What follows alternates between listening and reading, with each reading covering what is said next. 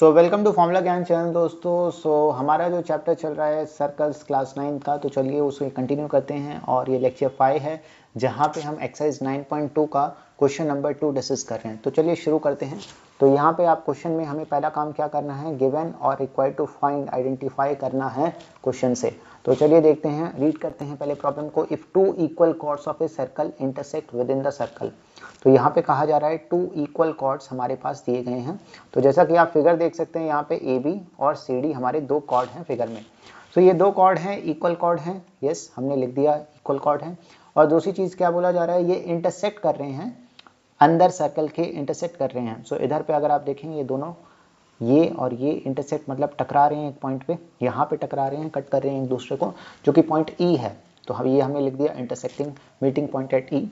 Next क्या बोला जा रहा है, prove that the segment of one chord. हमें कहा जा रहा है कि एक कॉर्ड का जो सेगमेंट है वो इक्वल होना चाहिए करस्पॉन्डिंग सेगमेंट दूसरे कॉर्ड के। सो इसका मतलब क्या है गाइस, आइए समझते हैं इसे। तो जैसे कि फॉर एग्जांपल अगर मैं एक कॉर्ड ऐसे बनाता हूँ जो कि है अपना ए बी, और एक कॉर्ड मैं ऐसे लेता हूँ जैसे हमारा दे रखा है इधर पे, और मैं इसको मान के चलता हूँ सी डी। तो अगेन आप देख सकते हैं यहाँ पे, तो यहाँ पे हमें सेगमेंट मतलब यार इधर पे हमें क्या बोला जा रहा है कि एक कॉर्ड दूसरे कॉर्ड को एक पार्ट में डिवाइड करेगा, मतलब टुकड़े में तोड़ देगा। तो जैसे कि ये फर्स्ट वाला कॉर्ड है, ये सेकंड वाले को दो पार्ट में डिवाइड कर देगा, हम बोल रहे हैं इधर से। तो इधर पे कट लगा और ये दो पार्ट में डिवाइड हो गया, डिवीजन हो गया इसका। सो दो पार्ट कौन सा हुआ, सी ई और डी ई हुआ इधर इसका। तो सी ई पार्ट ये हुआ और डी ई पार्ट ये हुआ। तो हमें बताना है इधर पे, वैसे ही अगर आप देखोगे ये जो दूसरा कॉर्ड है उसके भी दो पार्ट्स हो जाएंगे। तो इधर इसके दो पार्ट क्या होंगे, ए ई और बी ई, ये वाला पार्ट बी ई।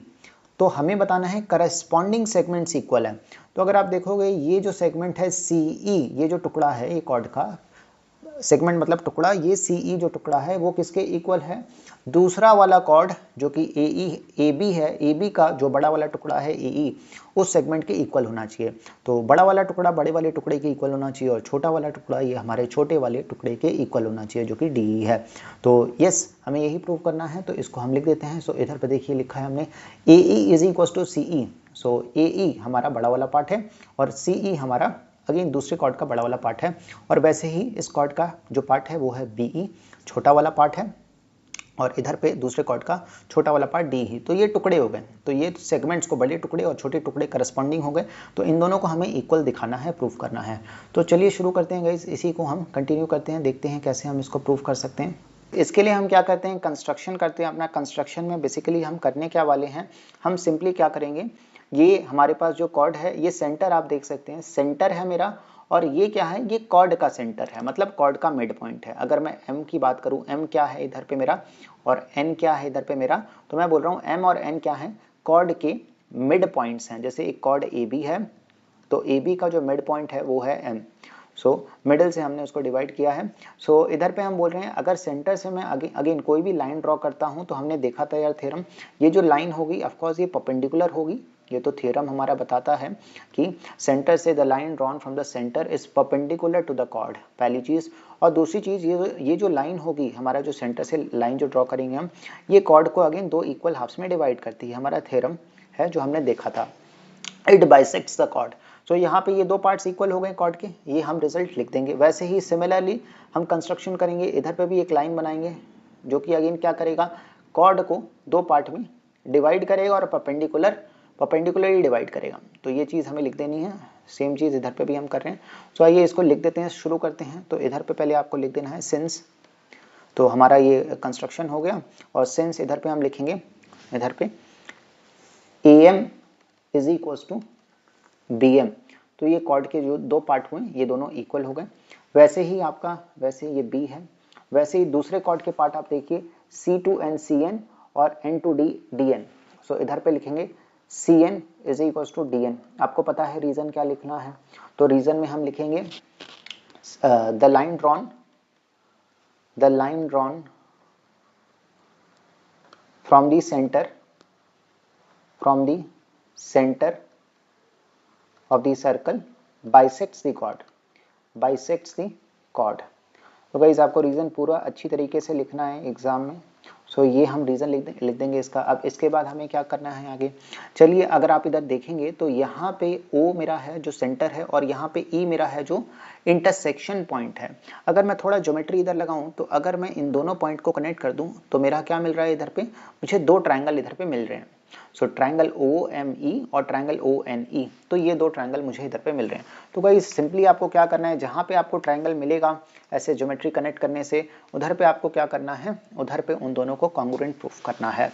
सो चलिए देखते हैं क्यों करना है, अब आपको पता लगेगा। तो इधर पे लिखा है हमने, ये कंस्ट्रक्शन का ही पार्ट है, ज्वाइन OE। तो आप कंसीडर करिए दो ट्राइंगल्स। सो इधर पे हम कैसे करेंगे, in triangle OME and triangle ONE, तो दोनों 90 डिग्री है, तो इसको हम कॉन्ग्रुएंट प्रूफ करेंगे। सो कॉन्ग्रुएंट अगेन, जहाँ पे आपको 90 डिग्री दिख जाए तो इधर पे ये श्योर रहिए कि ज़्यादातर केसेस में हमारा RHS कॉन्ग्रुएंसी उधर लगने वाला है। सो RHS मतलब angle ONE is equal to angle OME। So आप देख सकते हैं ये 90 डिग्री ये वाला एंगल और ये वाला एंगल इक्वल हो जाएगा। तो ये हमने लिख दिया इज इक्वल टू 90, रीजन है 90 है दोनों। So equal angles that is 90। दूसरा क्या है हमारे पास, इधर पे आप देखेंगे अगर ये 90 डिग्री है तो 90 डिग्री के कभी भी ऑपोजिट वाला जो साइड होता है वो हाइपोटेन्यूज होता है। और हमें पता है RHS कॉन्ग्रुएंसी में R पहले आता है फिर हाइपोटेन्यूज लिखते हैं हम। तो ऑब्वियस सी बात है इसके ऑपोजिट साइड जो दिख रहा है वो OE है। सो OE जो मेरा क्या है, कॉमन साइड है। OE is equal to OE। Again इसका रीजन क्या होगा आपका, कॉमन साइड, कॉमन। तो और ये हाइपोटेन्यूज भी है तो इक्वल हो गया। दूसरा हमें एक रिमेनिंग साइड देखना है। सो रिमेनिंग साइड एक कोई सा भी देखना है। तो अगेन हमें पता है OM, इधर पे जो OM है यहाँ पे और यहाँ पे, ये दोनों OM इक्वल होंगे क्या, तो यस गाइस ये OM इक्वल होंगे। सो क्यों इक्वल होंगे, हम इसका रीजन लिखते हैं फिर से समझते हैं। तो मैं लिख देता हूँ इधर पे पहले, OM is equal to ON। So ये OM इक्वल टू ON होगा। अब इसका रीजन क्या होगा, तो हमने थ्योरम पढ़ रखा था जहाँ पे हमारे जो थ्योरम है वो स्टेट करता है the line drawn from the centre to any two chords और chords are equidistant from the centres. So ये क्या है, इधर पे आपको लिखना है the line is equidistant, the line is equidistant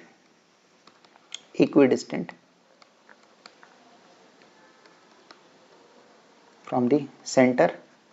या तो आप इसको ये भी लिख सकते हैं chords are equidistant from the centre. तो डिस्टेंस मतलब यही है, कॉर्ड्स आर इक्विडिस्टेंट भी लिख सकते हैं आप इसे, chords are equidistant from the centre. तो ये हमने कंक्लूड कर दिया। सो ये हमारा RHS हो गया। अब इसके बाद हमें क्या करना है, बाय हम देख सकते हैं अपना जो कॉन्ग्रुएंसी लगा RHS कॉन्ग्रुएंसी, हमने कहा triangle OME is congruent to triangle ONE। तो ये कॉन्ग्रुएंसी के बाद हम इसको बोल सकते हैं बाय CPCT, डिक्लेयर कर सकते हैं बाय CPCT रिमेनिंग पार्ट्स। तो रिमेनिंग पार्ट्स का हमें क्या चाहिए, इधर पे आप देखेंगे ये वाला पार्ट बच रहा है और ये वाला पार्ट बच रहा है। तो एक्चुअली मुझे यही दो पार्ट चाहिए। तो ये दोनों पार्ट को आप इक्वल कंक्लूड कर दीजिए, जो कि ME है और NE है। तो आप लिख दीजिए ME is equal to NE। तो हमने कंक्लूड कर दिया। हम इसको इक्वेशन नंबर 1 कंसिडर कर लेते हैं, जिसको हम आगे चल के यूज़ करेंगे। सो आई होप गाइस इधर तक समझ में आ गई होंगी आपको चीज़ें। अब आगे बढ़ते हैं। तो यहाँ पे इसके बाद हम देखने वाले हैं, अब हम देखने वाले हैं गाइस, ये जो पार्ट है मेरा इधर से लेके इधर तक A to M, वो इक्वल है किसके, M to B या B to M के इक्वल है। सिंस आप लिखिए इधर AM is equal to BM। Reason हमने लिखा है इसका ऑलरेडी कि बाइसेक्ट द कॉर्ड, इधर आप देख सकते हैं ये रीजन लिखा है इसका। सो ये इक्वल है एक चीज़। और एक और चीज़ क्या इक्वल है गाइस, अगेन ये सेकेंड कॉर्ड में भी सेम डिस्टेंस इधर से लेके इधर तक का और इधर से लेके इधर तक का इक्वल होगा। तो CN is equal to DN आपको लिखना है। सो ये दोनों कॉर्ड का जो बाइसेक्शन है वो इक्वल है। अब इधर पे हमने क्या रिजल्ट निकाला था, हमने रिजल्ट निकाला था ME is equal to NE ME is equal to NE। तो गाइज मैं ये वाला जो मेरा इक्वेशन है इसको मैं कंसिडर करता हूं और ये इक्वेशन को मैं इससे क्या करूंगा, सब्ट्रैक्ट करूंगा गाइज, सब्ट्रैक्ट करूंगा। अब देखिए हमें क्या आएगा। सो ये AM है और ये ME है, तो मैं सब्ट्रैक्ट कर सकता हूँ, क्या सब्ट्रैक्ट करना ठीक रहेगा? तो नहीं, सब्ट्रैक्ट करना ठीक नहीं रहेगा गाइस। हमें क्या करना है, ये वाले इक्वेशन से ये वाला इक्वेशन क्या करना है, ऐड करना है।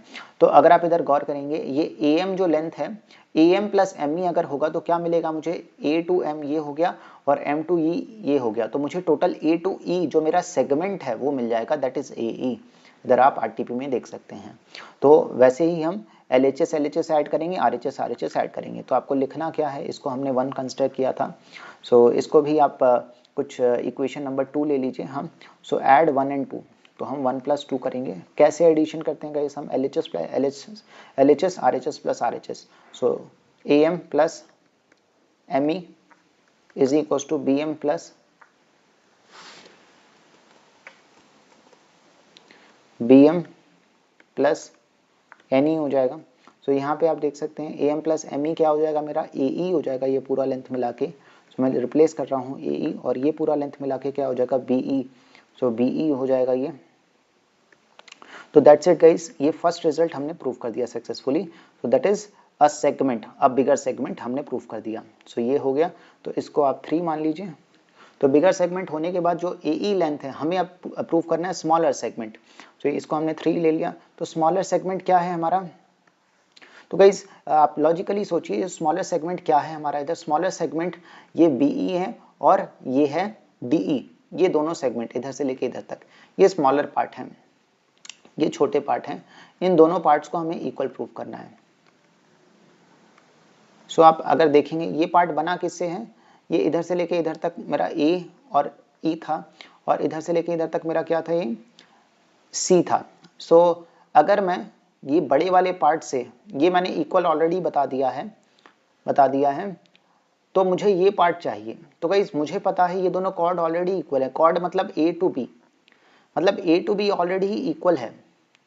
तो अगर आप देखेंगे A टू B का डिस्टेंस ऑलरेडी इक्वल है, और मुझे पता है ये भी डिस्टेंस इक्वल है, AE is equal to CE है। तो अगर ये पूरे में से अगर मैं ये वाला पार्ट माइनस कर दूं, AE का पार्ट अगर मैं माइनस कर दूं, तो मुझे ये वाला पार्ट मिल जाएगा बहुत आराम से, BE मिल जाएगा, मुझे ये पार्ट मिल जाएगा। ठीक है, तो हम यही करने वाले हैं। तो हम बोलेंगे क्या, AE is equal to BE already है। अभी मुझे पता है सिंस कॉर्ड लेंथ जो है वो ऑलरेडी इक्वल है, so AB is equal to CD, ये क्या है, गिवन है, हमें पता है। सो आप इसको मान लीजिए फोर्थ इक्वेशन। तो मैं इधर पे अगर 4 माइनस 3 करूं, मतलब ये बड़ी लेंथ है AB में से अगर मैं AE माइनस करूं, LHS RHS, सो AB माइनस AE मुझे क्या मिल जाएगा, और इधर पे CD माइनस BE मैं करूं, CD माइनस BE RHS, तो आप देखिए AB माइनस AE मुझे क्या मिल जाएगा, AB माइनस AE, AB में से हम क्या कर रहे हैं, AE को एलिमिनेट कर रहे हैं, तो हमें मिल जाएगा BE, हमें मिल जाएगा क्या, BE। सो आई होप आपको समझ में आ गया होगा। ये AB है और ये E है, तो इसमें से हम ये माइनस कर रहे हैं बड़े में से, तो हमें ये मिल जाएगा BE। तो ये हो गया BE। सिमिलरली ये राइट हैंड वाले में हमें छोटा वाला लेंथ मिल जाएगा DE। सो DE ये वाला लेंथ मिल जाएगा D टू E। सो ये हो गया मेरा CD माइनस DE DE।